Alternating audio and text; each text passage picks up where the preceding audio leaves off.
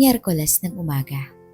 Nagising ako na magaan ang pakiramdam ko at tila masaya akong pumangon. Inunat ko ang aking katawan habang sumisinag sa akin ng araw. "Oh, gising ka na pala." Saad ni Mama sa akin.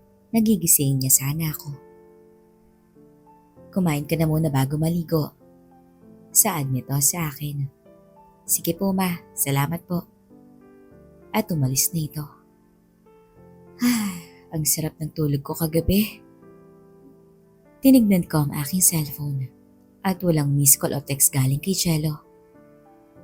Tulog na siguro? Ani ko sa aking sarili. Bumaba na ako sa kusina at binati ko si Papa ng good morning. "Good morning anak, maupo ka na at nakahanda ng agahan." Saad nito na umupo ako sa kaliwa niya at naupo naman siya sa kanan. Kumain na kami ng agahan at nagkwentuhan din kami sa mga nakaraan namin at mga plano ni Mama sa backyard na gusto niyang patayuan. Niya ng maliit na bodega para doon na lang niya iimbak ang mga lumang gamit namin. "Ipa-estimate mo Ma kung magkano ang aabutin. Ako nang bahala sa gastusin." Saad ko sa kanya. "Yan ang anak, di ba Rudy?" Natutuwang saad ni Mama. Ay nako. Ang tanging sagot ni Papa sa kanya at uminom to ng kape. Nagpaalam na ako sa kanila na papasok na ako sa trabaho. "Mag-ingat ka anak." Paalala sa akin ni Papa. "Okay po, sige paalis na ako." Lumabas na ako at sinara niya na yung gate. Tumunog naman ang cellphone ko at nakita ko na tumawag si Cello. "Hi babe." "Hey, going to work?" "Yeah, I'm on my way to the office." "That's good. Nakahanda na rin ang mga gamit namin para sa flight namin bukas." That's good. Anong oras pa lang dating nyo dito?" Late na siguro. Around 7 in the evening."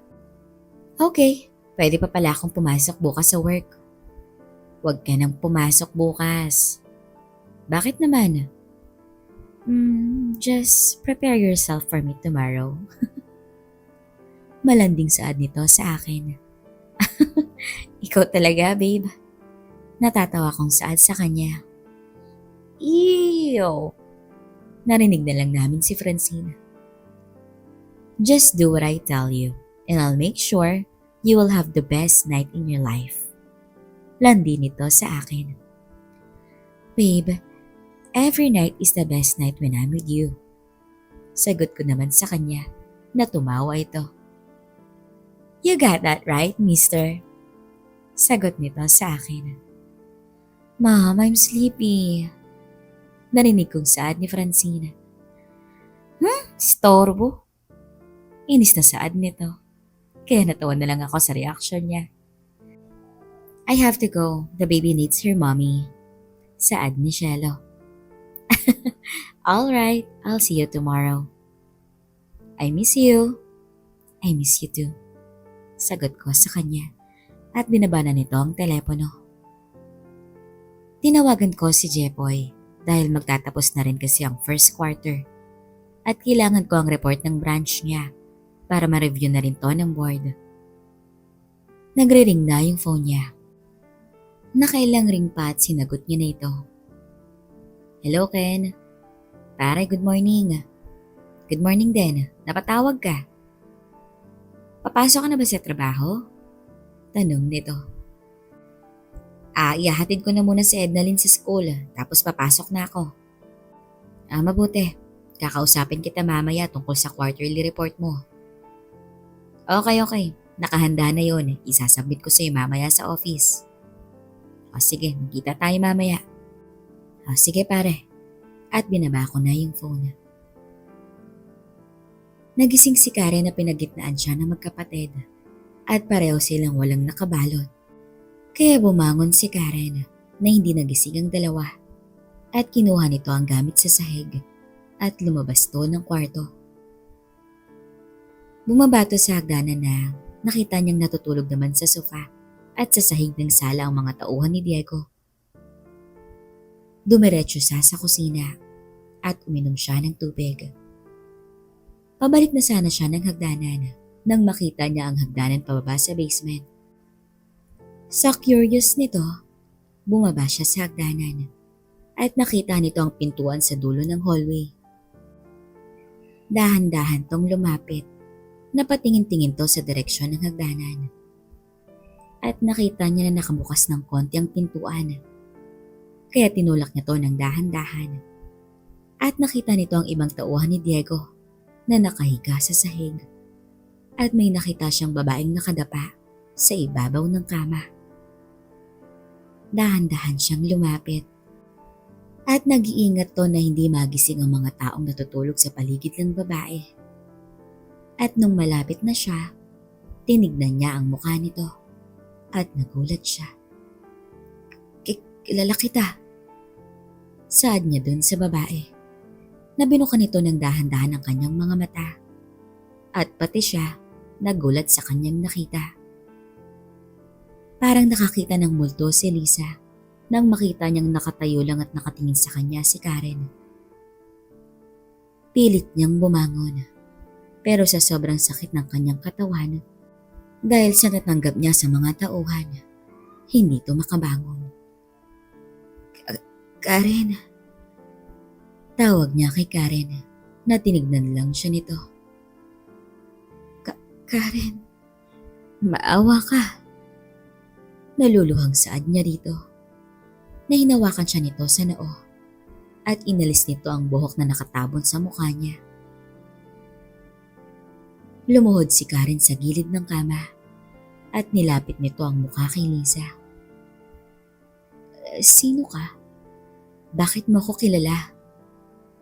Tanong niya kay Lisa na nagulat ito dahil hindi siya kilala ng pinsan niya. Si Lisa to. Karen, ayoko na. Pagmamakaawa nito. Pinatong ni Karen ang kalawang kamay niya sa likod ni Lisa at hinimas niya to. Tinignan lang siya ni Karen habang ginagawa niya to. Karen. Nanaiyak si Lisa at napapapikit ang hinihimas ni Karen ang likod niya dahil sa hapde ng mga sugat niya sa likod. Biglang nagising ang isa at umupo to sa sahig na napalingon to sa direksyon ng kama at tumayo ito. Paano ka nakapasok dito? Tanong nito kay Karen. Natinignan lang siya nito. Lumapit to sa kanya at hinila siya patayo na nakita nitong nagising na rin si Lisa. Ang lakas ng spirit mo. Saad nito kay Lisa. Karen. Paulit-ulit na tawag ni Lisa kay Karen. Nakinakaladkad to ng tauhan ni Diego palayo sa kanya. Natinadyakan nito ang kasamahan niya at nagising din ito. Bakit? Di mo sinara yung pinto? Galit na saad nito. Nahinila niya palabas si Karen at inakyat to sa itaas. Boss. Kumatok to sa pinto ng kwarto at pinagbuksan siya ni Diego. O bakit? Nakalabas ng kwarto po eh. Nakita ko na lang sa tabi ni Lisa. Karen, ba't ka bumaba? Saad ni Diego sa kanya. Sino yung babae sa baba? Bayaran yun, Karen.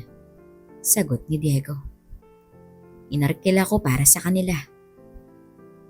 Bakit niya ako kilala? Common kasi ang pangalan mo. Tingnan mo, oh. Turo ni Diego sa santo niya na may pangalan niyang may nakasulat. Oo nga pala. Saad nito na napangiti siya at yumakap kay Diego. Sige na, ako nang bahala rito. Saad ni Diego sa kanya. Sige boss. At umalis na ito. Sa susunod Karen, huwag ka nang lumabas ng kwarto na hindi ka nagpapaalam, okay? Paalala ni Diego sa kanya. Yes, lover. Sagot ni Karen sa kanya. Natumakbo to at tumalon sa kama na nagising naman si Aldwin dahil nagulat ito. Ano ka ba? Inis na saad nito kay Karen na pumasok naman sa ilalim ng kumot ang babae at sinunggaban ng ibaba niya. Ang aga-aga pa, Karen. Mamaya na lang. Reklamo ni Aldwin sa kanya na natawa na lamang si Diego. O ikaw na munang bahala sa kanya, tol ha. Padadalhan ko na lang kayo ng pagkain rito at may aasikasuhin lang ako sa baba. Paalam ni Diego sa kapatid niya na kumaway lang si Aldwin dahil nakapwesto na sa kanya si Karen. Magandang umaga, boss. Bati ng kanyang mga tauhan sa kanya. Boss, ano ho bang plano natin ngayon? Tanong ni Noni sa kanya. Uumpisahan na natin ang plano natin. Saad nito sa tauhan niya na lahat ito ay nakangiti sa kanya. Alam niyo na kung sino ang uunahin niyo. Saad nito. Natumangwa ang 5 sa tauhan niya at umalis ito. Boss kami. Tanong din ng 5. Hanapin niyo kung saan nagtatago si Amorosa. At kung mahanap namin, wala akong pakialam kung anong gagawin niyo sa kanya. Basta dalhin niyo siya rito. Nang buhay. Utos nito na nagpaalam na sila at umalis nito. Kuya, tawag ni Aldwin sa kanya. Nakasunod nito si Karen. Saan sila pupunta? Tanong nito. Nanginitian nito ang kapatid niya. Kikilos na tayo, tol. Pagkatapos ng araw na to, makukuha na natin ang kailangan natin at pwede na tayong mabuhay ng payapa at puno ng pera ang bulsa natin. Nakangiting saad ni Diego sa kanya. Gusto ko yan. Matutupad ng pagbiyahe natin yan sa abroad. Natutuwang saad ni Aldwin sa kanya. Paano ko? Tanong ni Karen na nilapitan naman siya ni Diego at hinawakan siya sa muka. Sasama, syempre. Saad ni Diego sa kanya na napangiti naman ang magandang dilag sa kanya. Dumating na ako ng opisina. Ginawa ko agad ang quarterly report ng department ko. Pati na rin ang mga reports na natanggap ko sa mga branches namin nationwide. Sir, papasok ko ba si Jepoy ngayon? Tanong ni Kat sa akin. Oo, nakausap ko na siya kanina. Bakit? Mag-aalas 9 na ho kasi. Wala pa siya. Hinahanap na siya ng team niya. Balita nito sa akin. Ihahatid pa kasi yung anak niya. Baka na-traffic lang yun. Sige sir, sabihin ko po sa kanila. Paalam nito at lumabas na siya ng office. Kaya tinawagan ko agad si Jepoy para alamin kung nasaan na siya. Ring lang ng ring ang phone nito, kaya nagsend ako ng text message sa kanya. Baka kasi wala itong signal. Tinuloy ko na lang ang trabaho ko, pero tinignan ko rin ang phone ko dahil baka nag-reply na ito. Pero lumipas na lang ang 1 oras. Hindi ito nag-reply sa akin. Kat? Tawag ko sa intercom. Sir? Dumating na ba si Jepoy? Tanong ko sa kanya. Sir, wala pa po. Pumunta nga uli dito yung isang katin niya dahil wala pa si Jepoy. Balita nito. Nakausap ko siya kanina nung papasok na ako eh. Pero, sige, tatawagan ko na lang ang asawa niya. Sige, sir. Tinawagan ko si Marilyn, ang asawa ni Jepoy. Hello, Marilyn. Si Kento. Pakilala ko sa kanya. O pare, napatawag ka. Umalis na ba si Jepoy? Ha? Kanina pa umalis yun. Maaga ngang umalis kasama si Ednaline. Bakit? Nakausap ko siya kanina bago ako pumasok. Pero hanggang ngayon, wala pa siya dito. Imposible naman. Kaninang alas 7 pa umalis yun eh. Sad nito na kinabahan ako. Ganun ba? O sige Marilyn, check ko na lang sa team niya Baka hindi lang siguro nakapunta dito sa opisina ko. Saad ko na lang sa kanya. Sige Ken, sagot naman nito at binaba ko na yung phone. Lumabas na ako ng opisina para punta ng inukupuhang office ni Jepoy habang nandito siya sa Maynila. Sir, wala pa talaga si Jepoy. Saad ng assistant nito. Nakausap ko yun kanina eh. Sabi niya, ihahatid lang niya yung anak niya at papasok na siya pagkatapos. Tinawagan nga rin ho namin yung phone niya pero hindi siya sumasagot. O sige, gawin niyo na lang yung BQR or Branch Quarterly Report. At kung may problema, napitan niyo ako. Saad ko sa kanila at bumalik na ako sa office ko. Dumating na lang ang tanghali, wala pa rin ako naririnig galing kay Jepoy. Kaya muli kong tinawagan si Marilyn na ngayon ay naiiyak na dahil wala din daw si Evelyn sa eskwelahan. Ha? Paano nangyari yan? Sabay silang umalis kanina. Hindi ako sumabay dahil may inaasikaso pa ako sa bahay. Naiiyak na Saad nito. Tumawag ka na ba ng pulis? Hindi pa. Kaya nag-aalala na ako. Baka may nangyari na sa kanila. Saad nito sa akin na kinakabahan na rin ako. O sige, susubukan kong tawagan ang phone ni Jepoy. Baka makontak ko siya. Saad ko sa kanya at binaba ko na yung phone at muli kong tinawagan si Jepoy. Nagring ng 5 beses yung phone nito bago siya sumagot. Hello, Jepoy, si ganito. Nasaan ka na ba? Tinawagan ko si Marilyn. Nag-aalala na siya sa inyo ni Ednalyn. Nasaan ba kayo? Tanong ko na huminga lang ito. Hello? Jepoy? Ikaw ba yan pare? Tanong ko pero hininga lang ang naririnig ko sa linya. Sino ka ba? Tanong ko sa kanya. Sino to? Hello? Hello? Pero tanging hinga lang ang naririnig ko. Sino ka? Inis na tanong ko sa kanya na bigla tong natahimik. At maya-maya lang may narinig akong sumigaw sa linya. Ken! Nagulat ako dahil boses ni Jepoy yun. Napatayo ako nung marinig ko to. Sino ka? Anong ginawa mo kay Jepoy? Tanging hininga pa rin ang naririnig ko sa linya. Aldwin. Sad ko na biglang natawa to. Ken. Kamusta ka na, kaibigan? Sad nito sa linya. Hayop ka? Anong ginawa mo kay Jepoy? Naalala mo noon?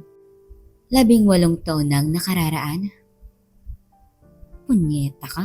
Bakit mo ginawa to? Nagtatanong ka pa? Bobo ka talaga, Ken, no? Kahit kailan. Sad nito na sumigaw uli si Jepoy. Tama na. Huwag yun ang saktan ng papa ko. Sigaw ni Ednalyn. Kinidnap mo sila? Tumawa lang si Aldwin. Ayun naman pala eh. Hina mo talaga, Ken. Kutsa ni Aldwin sa akin at natawa ito. Hayop ka. Kung sasaktan mo si Jepoy at anak niya, ako mismo ang tatapos sa'yo. Sigaw ko sa kanya na biglang bumukas ang pinto ng office ko at pumasok si Kat. Sir? Gulat na tawag nito na tinaas ko ang kamay ko para tumahimik to. Wala kang magagawa, Ken. Talunan ka eh. Noon pa man.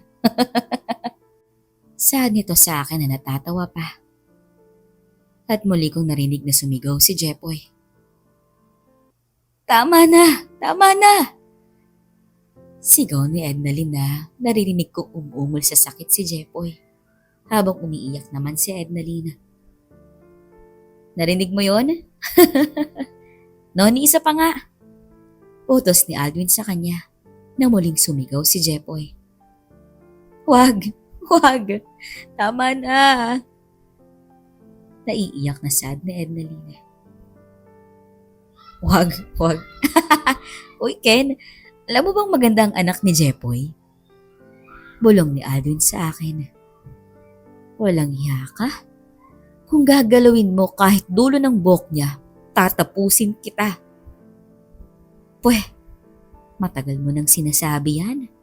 Pero ano, buhay pa rin ako hanggang ngayon. Tss, hanggang salita ka lang. Anong kailangan mo? Tanong ko sa kanya. Pera? Bibigyan kita ng pera. Basta pakawalan mo lang sila. Tawa lang ang sinagot nito sa akin. Marami kami niyan, Ken. Isa lang naman ang gusto kong mangyari eh. Ano? Tapusin mo ang asawa mo. Diretsong saad nito sa akin na nagulat ako. Hinding-hindi ko gagawin yan. Oh? Akala ko ba gagawin mo ang lahat para sa kanila? Tapusin mo si Chelo. Baliw ka ba? Hindi, smart lang. Aldwin, ano na? Narinig ko sa linya. Okay na tol, kausap ko ang tanga. Akin na. Sad nito na narinig kong pinasa nito ang telepono ni Jepoy. Ken, kamusta? Casual na tanong nito sa akin. Sino to? Naalala mo yung taong pumalo sa ulo mo? Diego? Kilala mo ang pangalan ko? Galing ah. Ano bang kailangan mo sa kanila? Hindi sa kanila, sa'yo. Ano bang atraso ko sa'yo? Pinakulong mo ang kapatid ko. Sinaktan mo siya. Wala akong pinalampas na taong nanakit sa kapatid ko, Ken. Pakawalan mo sila. Ako ang kailangan mo, di ba? At tumawa to ng malakas. Hinay-hinay lang, Ken. Darating din tayo dyan. May atraso din kasi ang gagong to sa kapatid ko eh. Kaya tutorturin na muna namin siya. At kapatid ko na ang bahala sa anak niya. Yes! Narinig kong galing kay Aldwin na natuwa pa ito sa sinabi ng kapatid niya. Wag na wag niyong gagalawin ang mag-amang yan. Kundi, ako na mismo ang makakalaban niyo. Banta ko sa kanya. Ang tanong dyan kung mahanap mo kami. Bobo nga talagang taong tutol. Saad niya kay Aldwin. Sabi ko naman sa'yo hindi nag-iisip yan. Sagot naman ni Aldwin sa kanya. Anyway, Ken, tatawagan ka na lang namin ha. Kalmadong saad nito sa akin.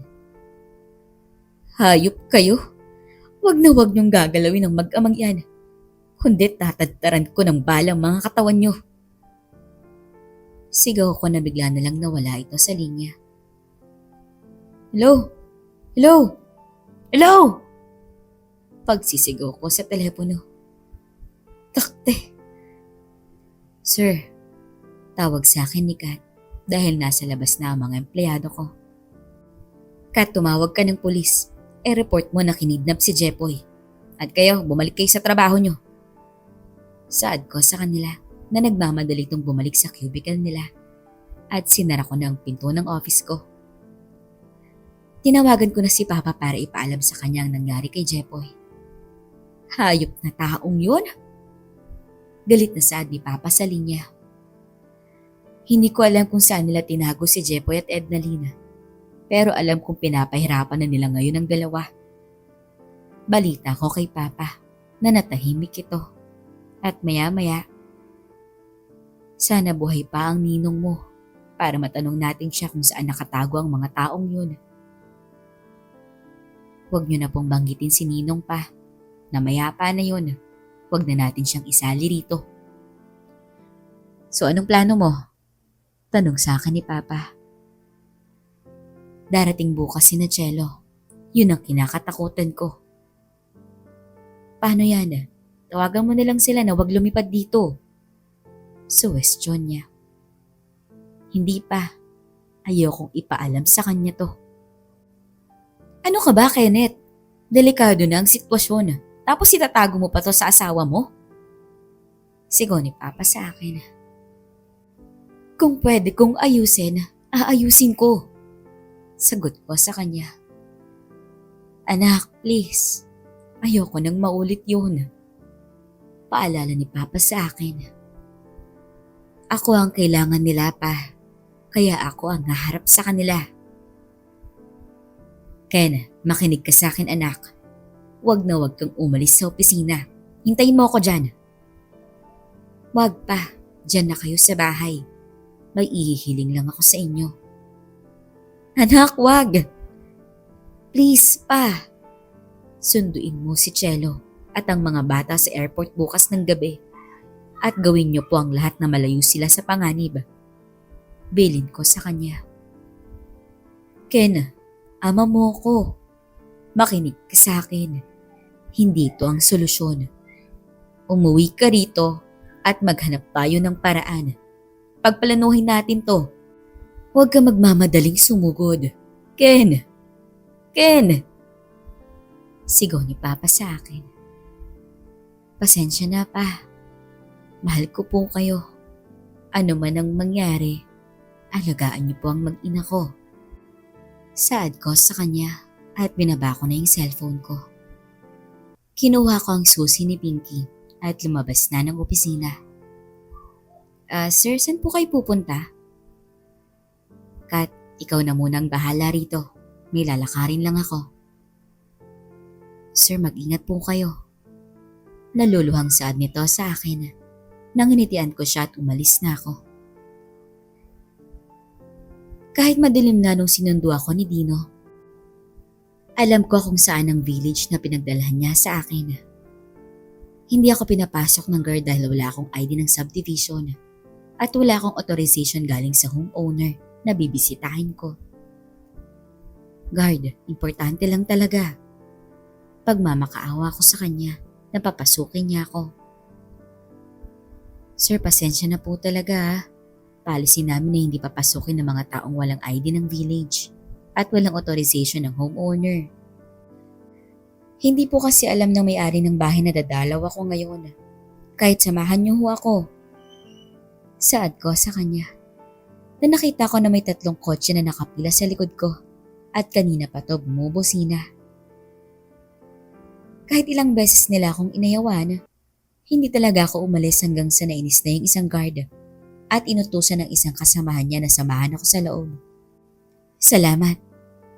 Sad ko na sumakay na sa kotse ko ang guard at pumasok na kami sa loob. Sir, cute ng sasakyan niyo.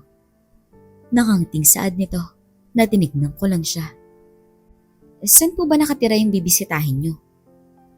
Tanong niya sa akin na nakita ko na yung numero ng bahay at ang gate nito.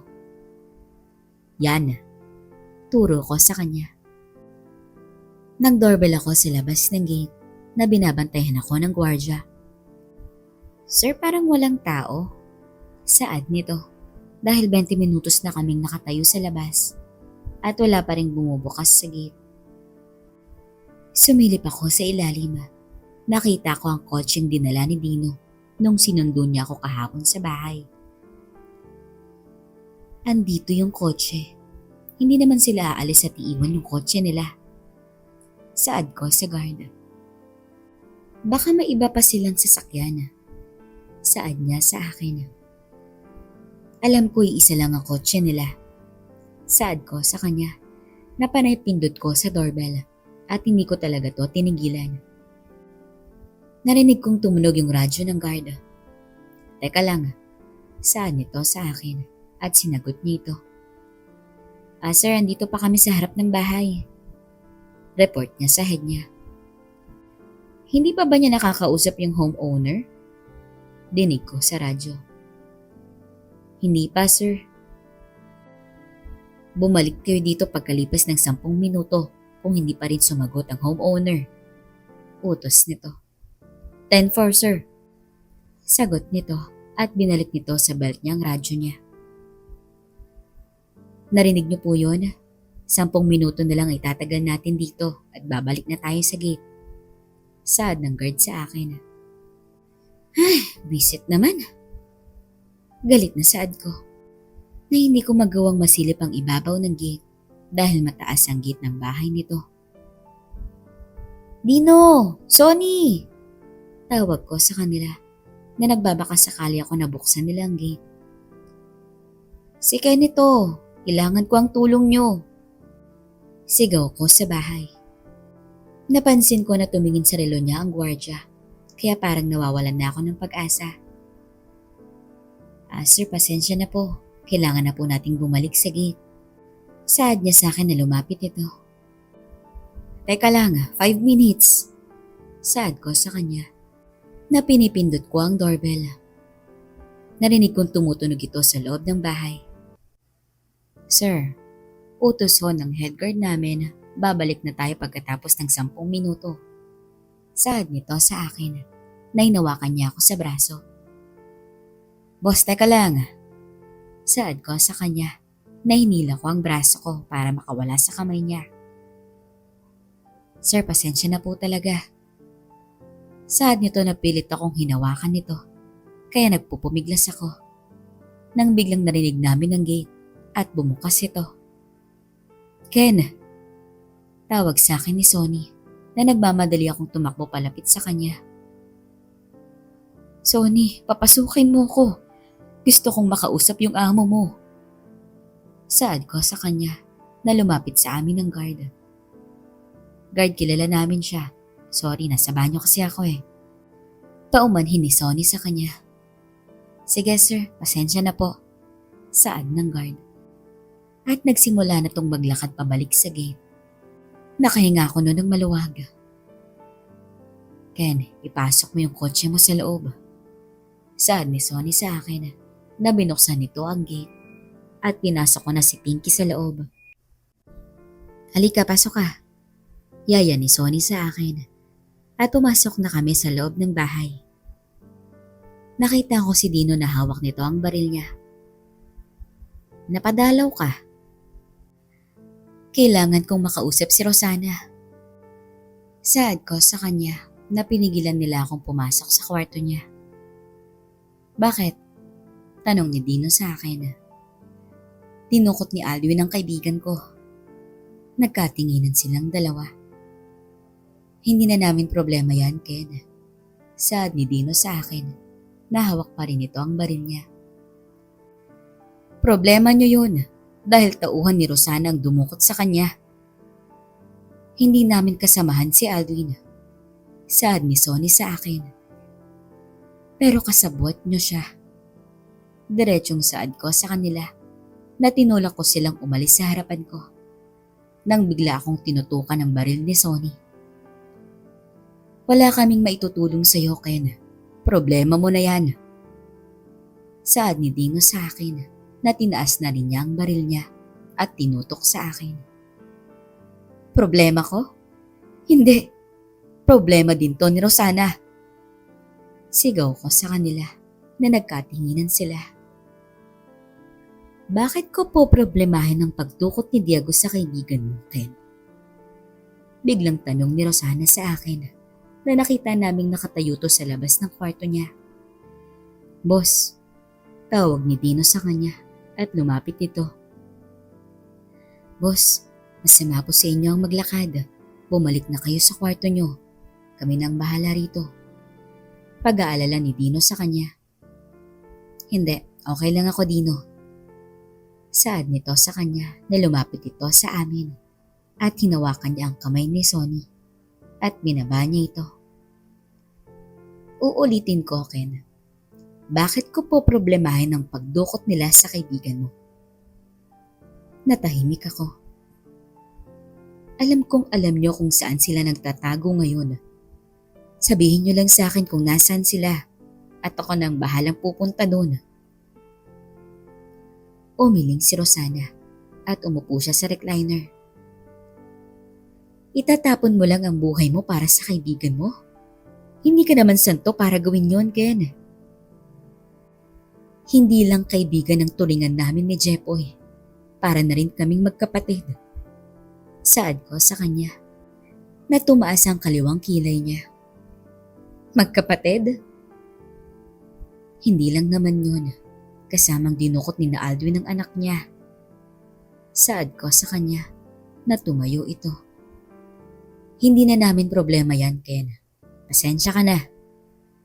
Saad nito sa akin na naglakad na siya pabalik sa kwarto niya. Ednalyn, saad ko kay Rosana na napatigil ito. Napansin ko na nagulat sina Sonia at Nino dahil sa pangalang binanggit ko. Dahan-dahang lumingon sa akin si Rosana at kita ko sa mukha niyang nagulat ito. Ednalyn? Bigkas niya. Oo, sagot ko na lumapit sa akin si Rosana at sinampal ako. Bakit mo itatapon ang buhay mo? Isa pa, bakit mo binanggit ang pangalan ng mama ko?